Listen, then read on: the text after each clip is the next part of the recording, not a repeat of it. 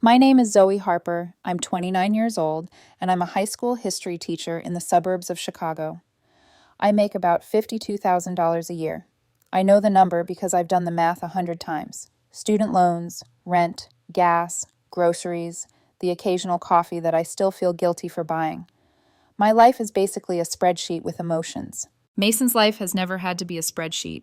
He's 27, works in marketing, grew up with a dad who's a successful real estate developer, and a mom who never had to clock in anywhere. Private schools, study abroad, first car at 16 with a big red bow on it. That kind of life. It's not his fault he grew up with more. It's just sometimes it feels like we speak different dialects of the same language, and the translation gets ugly when money comes up.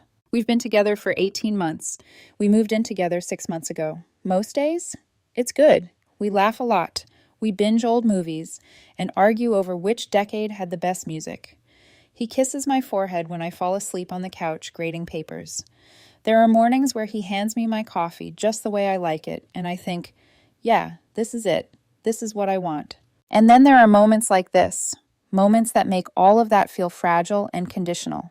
It started with a vacation, or more accurately, my idea of a vacation versus his. I've been saving, I told him that afternoon, trying to keep the excitement in my voice casual, not desperate. There's this cabin in Wisconsin I found, right on a lake, trails nearby, little fire pit outside. 3 nights would come out to maybe 800 total.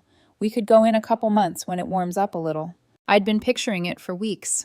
Us on the dock with coffee in our hands, me in an old hoodie, his feet bare and hanging over the water. No students, no emails, no ringing phones. Just quiet, just us. Mason barely looked up from his phone.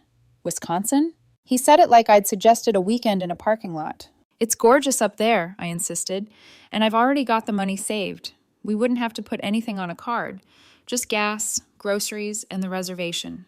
It'd be nice to get away without blowing our budget. Now he looked up, not angry, just disappointed. That somehow felt worse. Zoe, we're not in college anymore, he said. Everyone's going places. Mexico, the Caribbean. Look. He spun his phone around. Instagram. Sun-drenched beaches, infinity pools, friends of his holding drinks in coconut shells with little umbrellas. The captions were all some variation of living my best life. These are like 2,500, $3,000 a person, I said, my stomach tightening. I'd already run those numbers in my head 1,000 times. That kind of trip might as well have been a ticket to the moon. Sure, he shrugged. But it's an experience. I'm not saying tomorrow, but don't you want to think bigger than a cabin in the woods? There it was, that word. Bigger. I set the mug I was rinsing down a little harder than I meant to. I am thinking big. For me, having $800 set aside that won't wreck my month is big. I'm not apologizing for being responsible. Mason sighed, pushing off the counter. I'm not asking you to apologize. I'm just saying I don't want to spend my late 20s hiding out in some budget cabin while everyone else is actually seeing the world. Budget cabin, I echoed, the phrase stinging more than it should have. We'd be together. That used to be the point, remember? He rolled his eyes slightly. You're doing that thing where you make me the villain because I want nice things.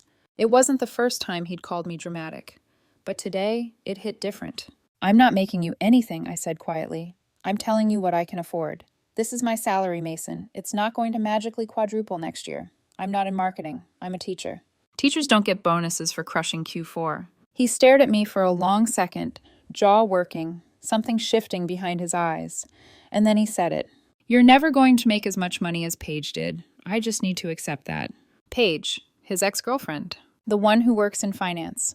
The one who took him to Europe. Twice. The one whose name I always tried to file under irrelevant past and not measuring stick I will never reach. For a heartbeat, everything went silent. All I could hear was my own pulse in my ears.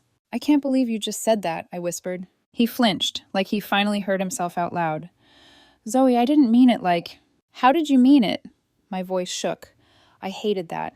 I wanted to sound cold, distant, but the words came out raw. Because it sounded like you did the math and decided I'm the discount version of your ex. His shoulders tensed. That's not fair. I was just frustrated. We're talking about money and lifestyle. It's not about you as a person. Except it was. It was exactly about me as a person. About my choices, my career, my paycheck. all rolled into one neat little number he'd just compared to another woman's. I thought about my dad, hands permanently stained with grease, telling me I was too smart not to go to college. About my mom dragging herself home from retail shifts with aching feet and still reading my essays on the couch.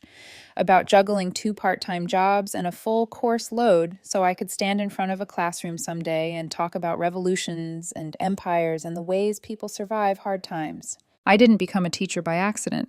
And yet, in this kitchen, with Mason's words hanging in the air, it suddenly felt like I'd made the wrong choice, like I'd chosen the wrong life, the wrong version of womanhood, one with sensible shoes and sensible cars and sensible cabins that would never be enough. I need to get out of here, I said. Zoe, come on, don't be like this. I'm sorry, okay? I said it wrong. You said it exactly how you think it, I replied, and I was surprised by how steady I sounded, maybe because part of me had known this was coming. Not the exact sentence, but the verdict behind it. I grabbed my keys from the hook by the door. Where are you going? He asked, like he had a right to know. For a drive, I said. I need to think. Can we just talk about this? He pressed, moving toward me. Not right now, I answered, backing away. Because if we talk right now, I'm going to say things I can't take back. And honestly, I think you already did. His mouth opened like he wanted to protest, to rewind time, to stuff the words back into his throat. I didn't give him the chance. I walked out, closing the door quietly behind me. The hallway outside our apartment smelled like someone's overcooked dinner. The elevator took forever. My hands were trembling so badly I almost dropped my keys twice. It wasn't just his sentence that rattled me. It was the horrifying realization that this wasn't the first time he'd looked at me and seen a limitation instead of a partner. It was just the first time he'd said it plainly. By the time I slid into my car, the practical little sedan he'd once called cute in a teachery way, the tears finally came. Hot, angry, humiliated. I rested my forehead on the steering wheel and let myself feel it for a full minute. The sting, the betrayal, the confirmation of something I'd been too scared to name. When I finally started the engine, I didn't know exactly where I was going. I only knew one thing for sure. If Mason really saw me as a downgrade from Paige, then this wasn't a fight we could fix with an apology and takeout. This was the beginning of the end. I just didn't know it yet. I ended up in the parking lot of a rundown strip mall, staring at the neon sign for a 24-hour laundromat like it held the answers to my life. Then I did what I always do when I'm trying not to fall apart. I called Jake. Hey, Zoe, he answered on the second ring, his voice warm and familiar over the hum of whatever sports game he had on in the background. You okay? No. Yes, I lied. Then quieter. Can I come over? There was a beat of silence. Jake has known me since sophomore year of high school. He can translate the pauses. Doors open, he said. Amy's here. We've got pizza and beer and emotional triage. 15 minutes later, I was sitting on his sagging couch with a slice of pepperoni untouched on my plate, telling him everything. He compared me to Paige, I said, hearing my own voice wobble. Like I'm a cheaper model. Like he downgraded his subscription. Jake's face darkened. He set his beer down a little too hard.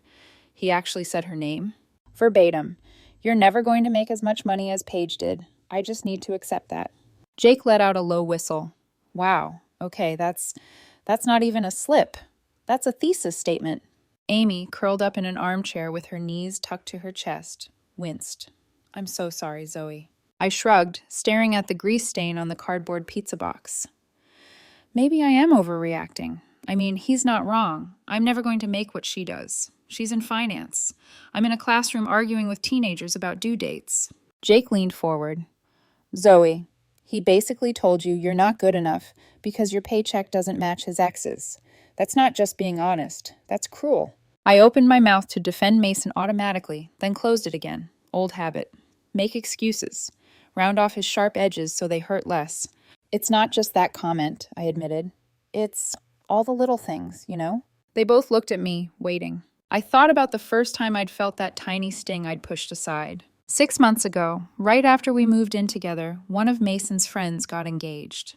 We were at the party when the fiancé announced that her partner had surprised her with a new Audi. Relationship goals, someone joked. Mason slipped his arm around my waist, kissed my temple, and said, Hey, I got a practical girl. She loves her little teacher car. It's cute, very responsible. Everyone laughed.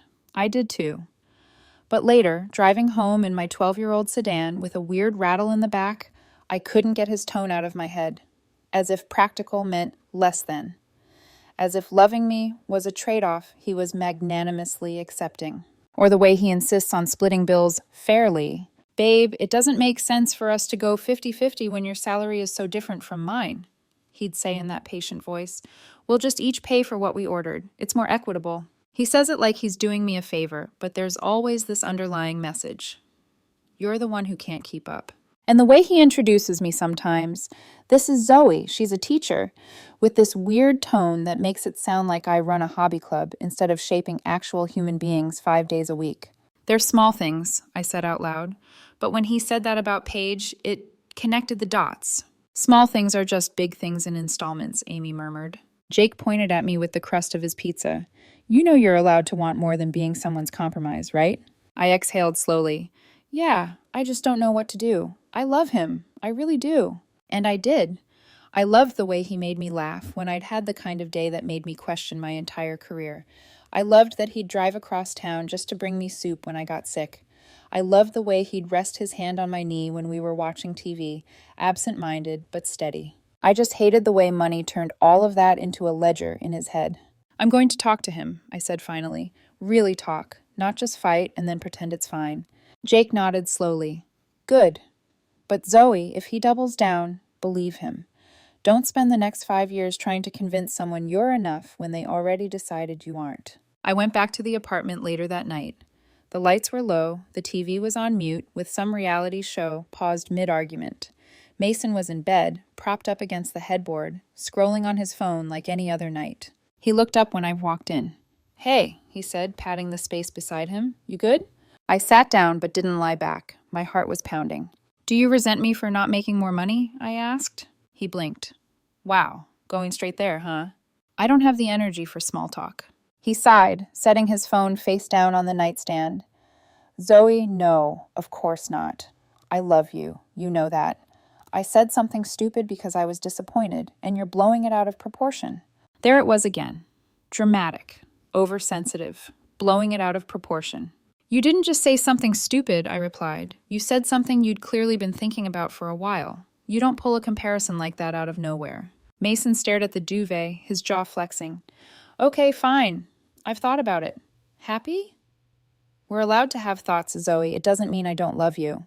Spell it out for me, I said, because right now, all I can hear is, I'm settling.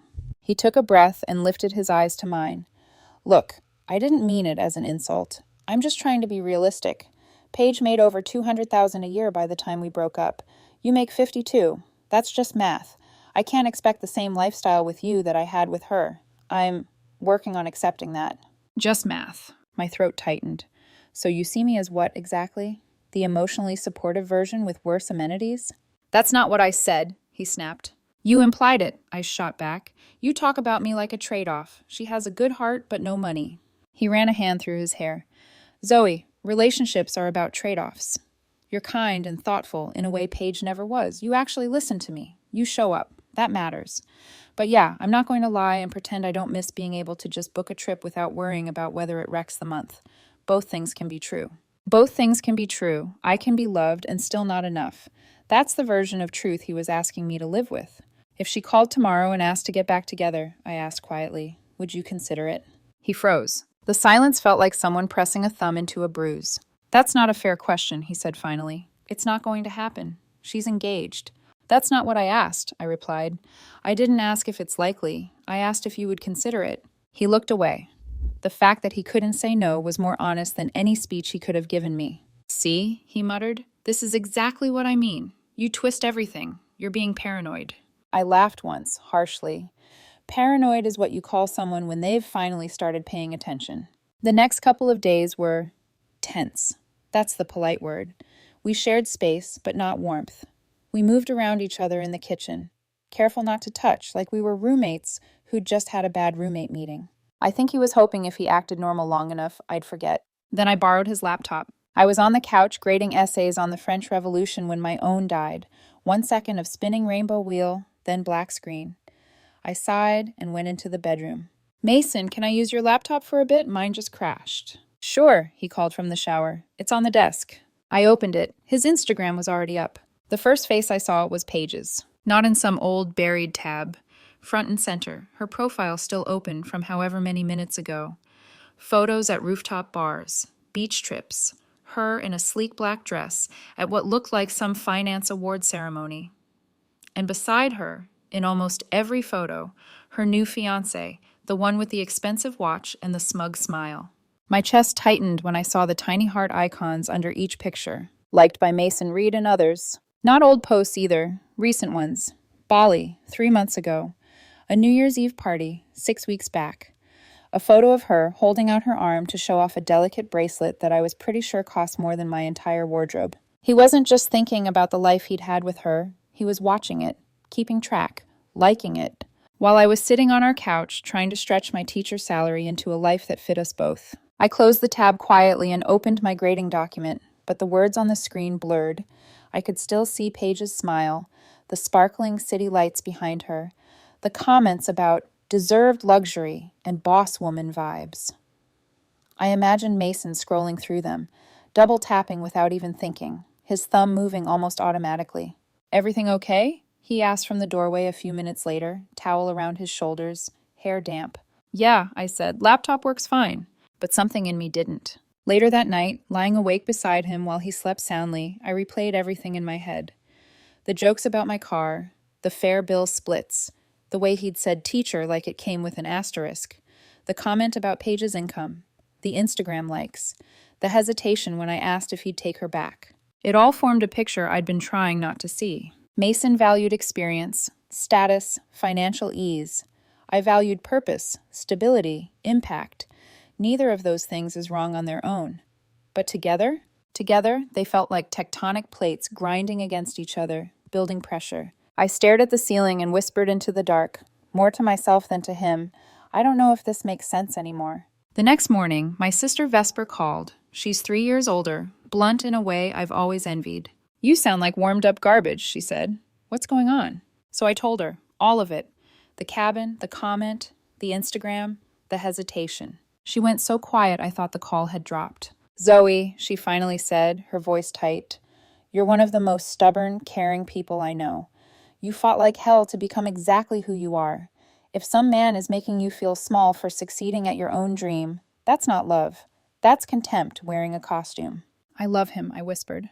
"I know," she said gently, "but do you love who you are when you're with him?" I didn't answer, because I already knew. "I'm going to talk to him this weekend," I said. Really talk. No jokes, no deflection. If he can't see why this hurts, then I think I have my answer. "Good," Vesper replied. "And Zoe?" "Yeah?" "If he makes you choose between your worth and his comfort, pick yourself. Every single time."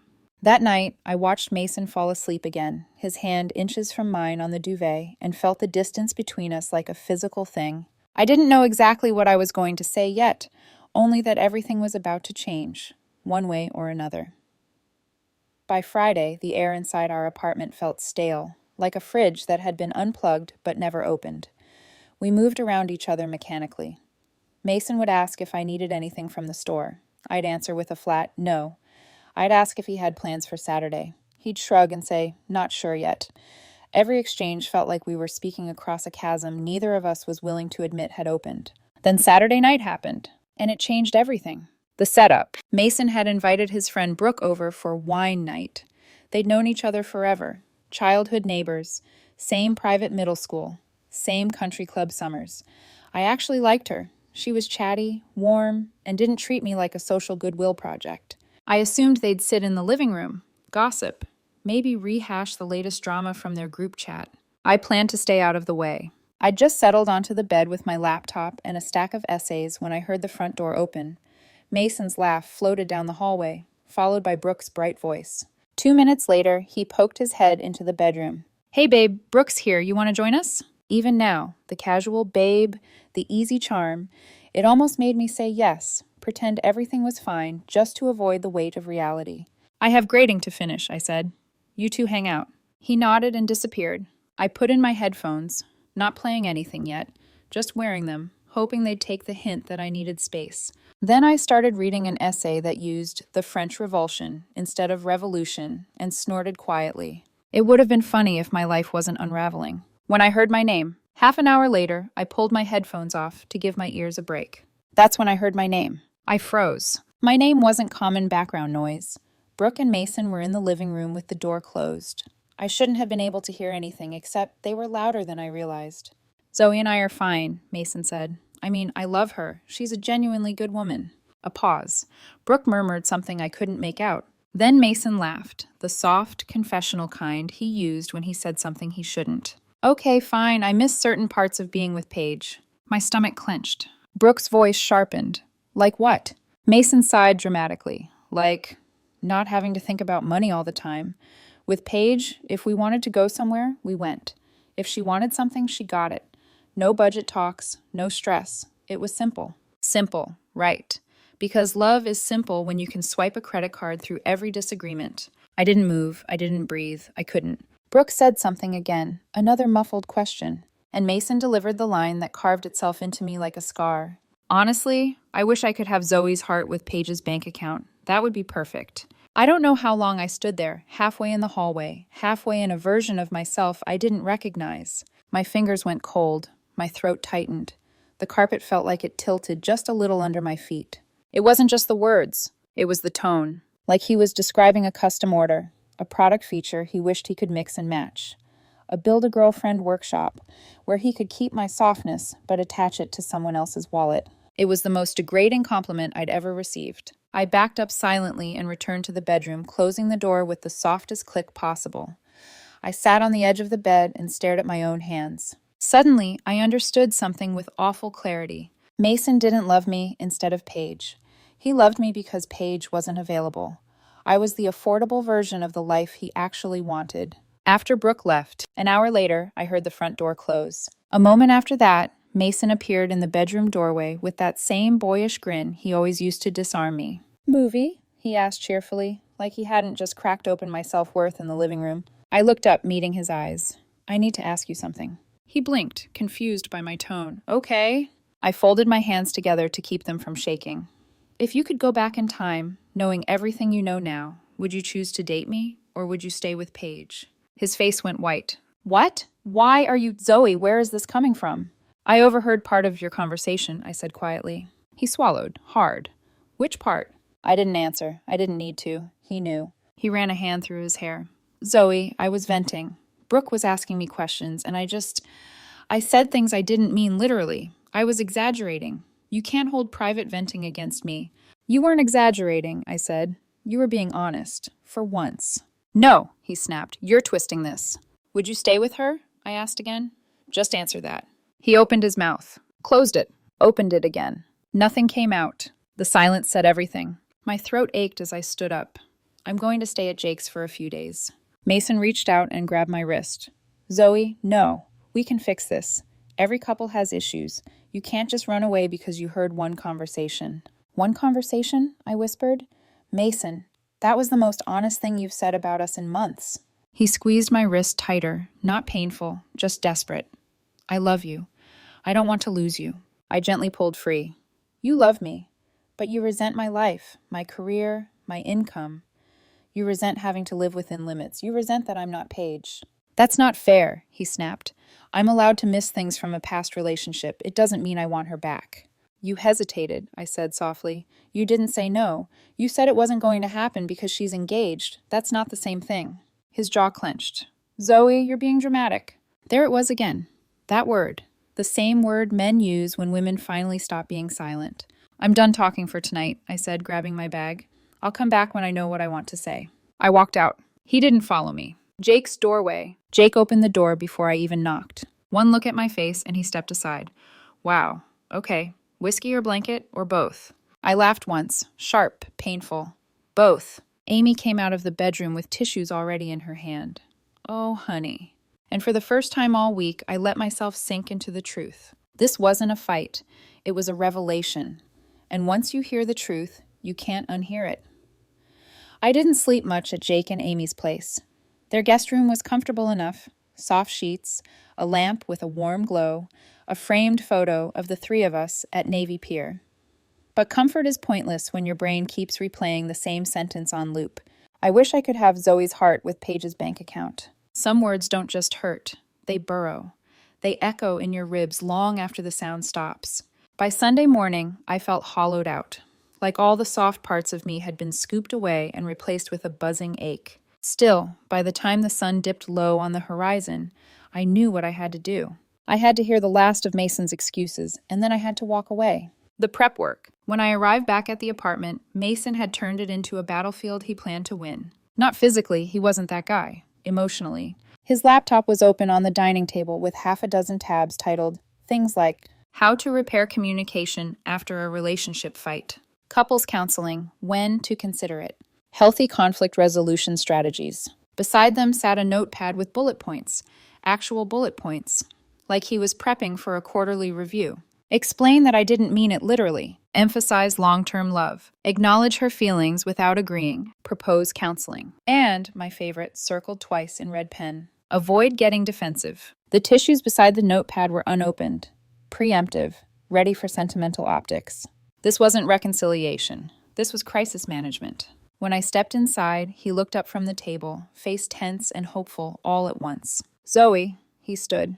Thank you for coming back. I've been thinking about everything, and I want to really talk this through. I dropped my keys in the bowl by the door. The clatter sounded like punctuation. We can talk, I said, but I'm not here to negotiate my self-worth. If you're hoping for that, this won't go anywhere. His jaw twitched, but he nodded. Okay, he said. Then, let's talk. The conversation I'd been avoiding. We sat on opposite sides of the dining table. The same table where we'd had late-night dinners, crossword puzzles, cheap wine, and laughter. Now it felt like a witness. I folded my hands. I want to start with something simple. He leaned forward. Anything. Do you see me as a downgrade from Paige? His eyes widened. No, absolutely not. You sure? I asked. Because all the evidence points in the opposite direction. He shook his head. Zoe, you're twisting things. Everyone compares their past relationships in some way. It's normal. But what you said wasn't normal, I replied. You didn't say you missed how she cooked or how she made you laugh. You said you missed her income, her lifestyle. You said you needed to accept that I will never make what she did. That was taken out of context. I overheard the context, I cut in. Every word. He froze. So I kept going. When you told Brooke you wished you could have my heart with Paige's bank account, was that also taken out of context? Mason went completely still, like a deer caught in emotional headlights. Then he rubbed his face and exhaled. Zoe, people vent. It doesn't mean they want to leave. It doesn't mean they don't love the person they're with. Sometimes you just miss things from a past relationship. Do you miss her? I asked quietly. Actually miss her? He hesitated. And with Mason, hesitation always meant yes. I miss parts of that life, he admitted finally. The ease, the freedom, not worrying about money, not having to plan everything around a budget. Because she made $200,000 a year. Yes, he said plainly. I won't pretend that didn't make things easier. His honesty didn't sting, it sliced. So what am I, Mason? I asked softly. Your emotionally supportive consolation prize? That's not fair, he said sharply. You're putting words in my mouth. Am I? I asked. Because let me tell you exactly what it sounds like from my side.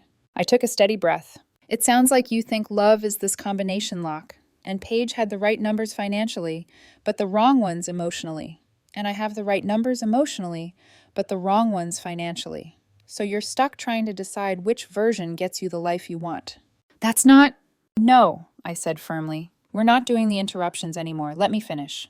He pressed his lips together. I continued, I'm not a build-a-girlfriend. You don't get to take pieces of different women and assemble your dream partner like ordering features on a car. I am one whole person, a teacher, someone who will never make six figures. Someone who believes in purpose over status. Someone who grew up in a family where we saved every penny because we had to. I leaned back. And I'm done apologizing for that.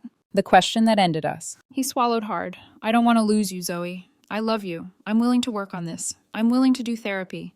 I don't want therapy, I said quietly. I want honesty. I am being honest, he insisted. Then answer this, I said. No excuses, no deflecting. His eyes met mine.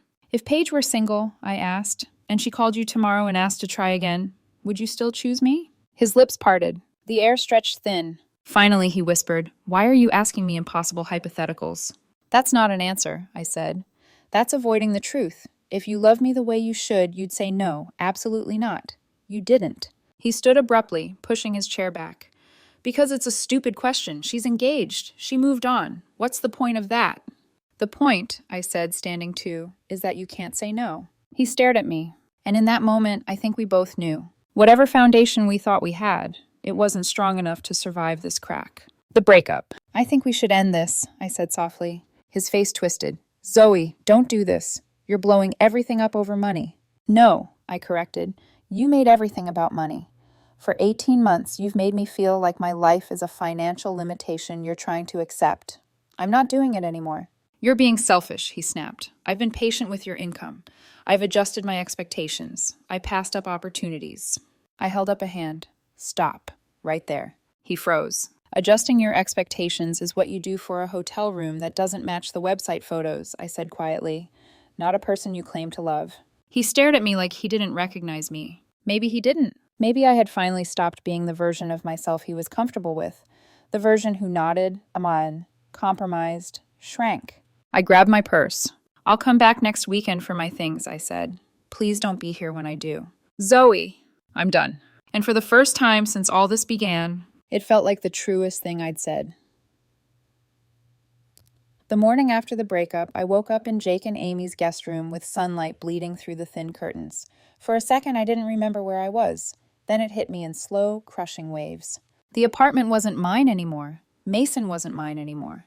The life I'd imagined, Saturday brunches, road trips, lazy weekends, was gone. Strangely, I didn't feel hollow. I felt exhausted, yes, tender in places I didn't know could bruise, but underneath the rawness was something quiet and steady.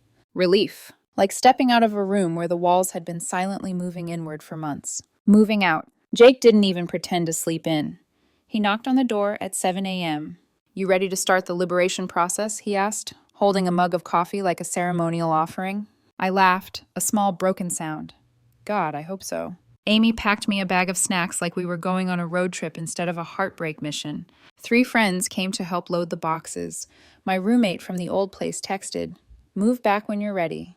The futon misses you." We drove to the apartment in 2 cars. Mason wasn't there. His car was gone. Good. Inside, the place felt too clean, like someone had walked through and vacuumed over the emotional debris. He'd left a note on the counter. Zoe, I'm sorry things ended this way. I did love you. I hope you find someone who's enough for you, since I apparently wasn't. I stared at that last line until the letters blurred. Even in the goodbye, he had to position himself as the victim, as the one wounded by my inability to appreciate him, as the one who had been not enough. Jake took the note from my hand, glanced at it, then tore it cleanly in half. That's where it belongs, he said. Aftermath. Week 1. The doubt. The first week was bad. I cried brushing my teeth. I cried reading student essays. I cried at a commercial about dog food. My brain whispered the same poisonous questions on repeat. What if you overreacted? What if he meant well? What if you're too sensitive? What if no one else will ever love you this much again? But the thing about trauma echoes? They fade. Especially when truth answers back. The moment that saved me. 3 days after moving out, one of my students, Marcus, the kid who had been skating on the edge of dropping out, stayed after class. He hovered near my desk, thumb rubbing the strap of his backpack. Ms. Harper, he said, you got a minute? Sure, I smiled. What's up? He shifted his weight. So, I wanted to tell you something. I was going to quit school last month. I didn't see the point. I mean, nobody in my family graduated, you know. I nodded gently. But you made history make sense, he said, cheeks flushing. Like, it mattered. And you gave a crap whether I understood it. No teacher's ever done that. He exhaled sharply. I decided not to drop out, he said. I'm going to finish. Maybe even try that dual credit class you told me about. Yeah, that's all. I felt my throat tighten. Marcus, that's incredible. I'm proud of you. He shrugged awkwardly. Anyway, thanks. When he walked out, wiping his eyes like something had gotten into them, I sat alone in the classroom and let myself cry, but not because I was broken this time. Because something inside me had clicked back into place. I chose this life. I chose this work. I chose purpose, impact, meaning. And my worth would never be measured in resort fees or bracelet receipts. Brooke at the cafe. 2 days later, I ran into Brooke at a coffee shop. For a second, we both froze. She approached cautiously. Hey, Zoe. Hey, I said, bracing myself. Instead, she surprised me. For what it's worth, she said softly, I told Mason he was an idiot. You were the best girlfriend he ever had, and he couldn't see it because he was too fixated on numbers. I blinked. You told him that? She nodded. He didn't take it well, but he needed to hear it. Thank you, I whispered. Just don't blame yourself, she added. You didn't do anything wrong. And then she was gone. Her words didn't fix everything, but they soothed something I didn't know was still bleeding. Vesper celebration dinner. My sister took me out to dinner that Saturday. To celebrate. Not the breakup, me. You've been a better version of yourself this week than you were the whole time you were with him, Vesper said as we sat on a rooftop patio overlooking the river. You stopped apologizing for existing. I laughed into my wine. I don't know about that. I do, she said. That boy chipped away at you, piece by piece, and now you're putting those pieces back. We watched the city lights shimmer on the water. You didn't lose anything, she added. You left something that was already taken from you. And just like that, the last knot in my chest loosened. Where I am now. It's been 3 weeks, and here's what I know. I'm not ready to date. I'm not ready to trust again. And that's okay. For the first time in a long time, I'm not shrinking myself to fit someone else's expectations. I'm not apologizing for my salary, or my career, or my practical car, or my budget vacations, or the fact that I care more about kids in my classroom than luxury grids on Instagram. When I love again, and I will, I'm going to choose someone who values what I bring to the table. Someone who doesn't calculate my worth. Someone who doesn't resent my limitations. Someone who sees my heart and my purpose and thinks, yes, that is more than enough. Mason is already on dating apps again. I'm sure he'll find someone who fits the lifestyle he wants. But deep down, a part of me knows he'll spend his whole life chasing the perfect combination, Paige's bank account with Zoe's heart. And he'll never find it. Because the truth he never understood is this. Love isn't a custom order, it's a choice. And I finally chose myself.